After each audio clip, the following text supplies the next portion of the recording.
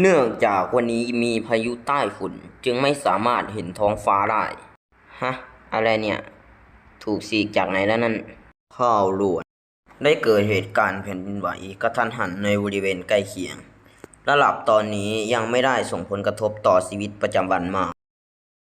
เฮ้ยนั่นอะไรน่ะอ่านั่นมันอะไรทุกคนเป็นอะไรไหมฉันโทรเรียกรถพยาบาลแล้วพวกเขาน่าจะกำลังมาเจ้าหนูปลอดภัยหรือเปล่าคุณพี่นักขโมยนั่นคืออะไรหรอคะณประเทศอังกฤษญี่ปุ่นได้มีสิ่งก่อสร้างลึกลับโผล่ขึ้นมาในทั่วทุกประเทศบนโลกผู้คนเรียกมันว่าหอคอยแห่งฝันร้ายและยินดีด้วยคุณได้ถูกเลือกเป็น Tower Walker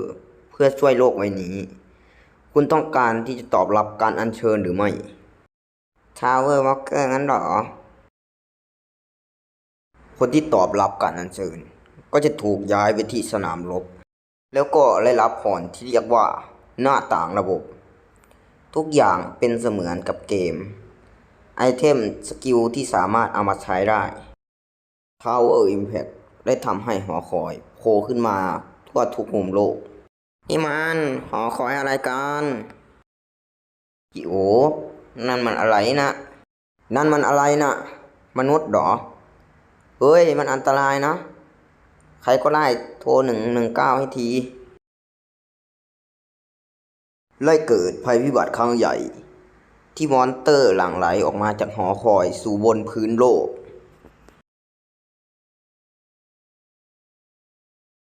เพราะมอนเตอร์ที่หลั่งไหลออกมาจากหอคอย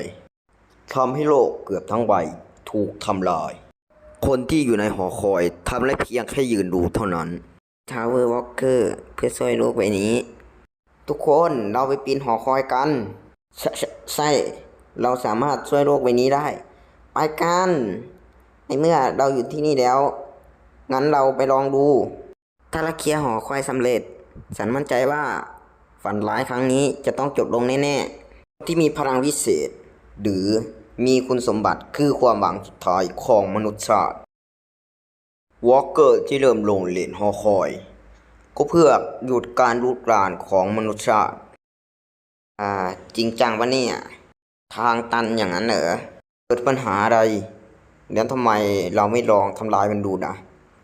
ผมว่าใช้กำลังไม่น่าจะได้ผลนะครับไล่ผลด้วยแฮะกัปตันดูนี่ดิฮะอะไรน่ะหินนี่มันส่องแสงไรรวยรีเทิร์นสโตนผู้ใช้สามารถย้อนเวลากลับไปก่อนที่จะถูกอัญเชิญมาล่าความทรงจำจะยังอยู่เส้นเดิมคุณสามารถใช้โดยทำลายมันอะไรนะเราสามารถย้อนกลับไปในอดีตได้เหรองั้นนี่ก็เป็นไอเทมที่โคตรโกงเลยละสิทุกคนฉันจะลองใช้เจ้านี่ให้พวกนายดูฮวังอินชานกัปตันทาวเวอร์วอล์กเกอร์กัปตันหายไปแล้วงั้นหรือแต่กัปตันสามารถกลับมาที่นี่ได้ไหมบางทีก็อาจจะสามารถกลับมาก็ได้แต่ไม่ใช่ว่าเขาย้อนกลับไปในอดีตหรือฉันว่าซากาโมโตะอดีตอาจารย์วิทยาศาสตร์ฮวางอินซานน่าจะกลับไปในโลกอดีตแต่ถึงอย่างนั้นแต่ละส่วนของไทม์ไลน์น่าจะถูกตัดขาดกันเขาอาจจะไม่ได้เจอกับพวกเราอีกซากาโมโตะเลยอธิบายว่ามันเกิดขึ้นได้ยังไงโดยใช้ความรู้ทางวิทยาศาสตร์ที่เหมือนกับทฤษฎีมัลติเวิร์สและจักรวาลคู่ขนานเข้ามาใช้สถานการณ์ที่พวกเราอยู่คือจักรวาลที่ไทม์ไลน์ถูกตัดขาดนั่นหมายความว่าฮวางอินซานอาจจะได้กลับไปในอดีตจริงๆและเขาก็จะเป็นฮวางอินซานที่แตกต่างกับโลกที่เราอยู่ก็ได้ฉันรู้ว่าพวกนายไม่เข้าใจเรื่องที่ฉันอธิบายให้ฟังแต่ไม่ว่ายังไงก็ตามสิ่งที่มั่นใจได้เพียงหนึ่งเดียวคือฮวางอินซานได้ย้อนกลับไปในอดีตนั่นคือเรื่องจริงแต่ว่ามีเพียงแค่ฮวางอินซานเท่านั้นที่ย้อนกลับไปในอดีตถึงอย่างนั้นก็ไม่ใช่ว่าทุกสิ่งทุกอย่างในโลกนี้จะเปลี่ยนไปตามที่ฉันรู้มาคือไอเทมในหอคอยไม่เคยโกหกพวกเรา เจ้าหินนี่อาจจะส่งพวกเรากลับไปในไทม์ไลน์ที่ถูกตัดขาดไปก็จริง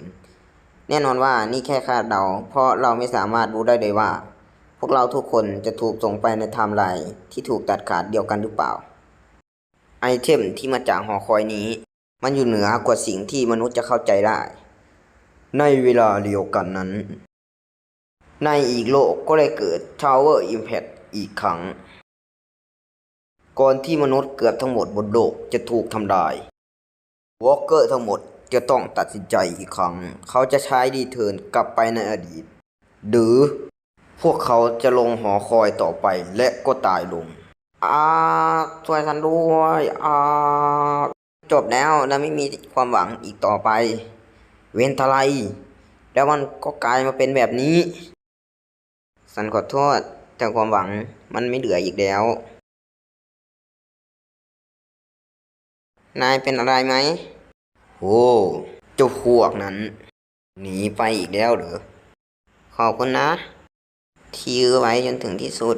ความหวังเดียวของพวกเราคือคนที่ไม่ยอมใช้ดีเทิร์นสโตนไปกันเถอะทีมสุดท้ายที่จะหยุดหรือจะตายคาเปเลียมก็ถ้าใครดูมันจนจบคลิปนะครับ ผมก็ขอขอบคุณมากๆนะครับ อยากให้ผมทำคลิปเกี่ยวกับอะไรยังไงหรือสปอยมังงะตัวไหนก็คอมเมนต์มานะครับท้ายสุดนี้ก็กดติดตามเป็นกำลังใจให้ผมด้วยนะครับ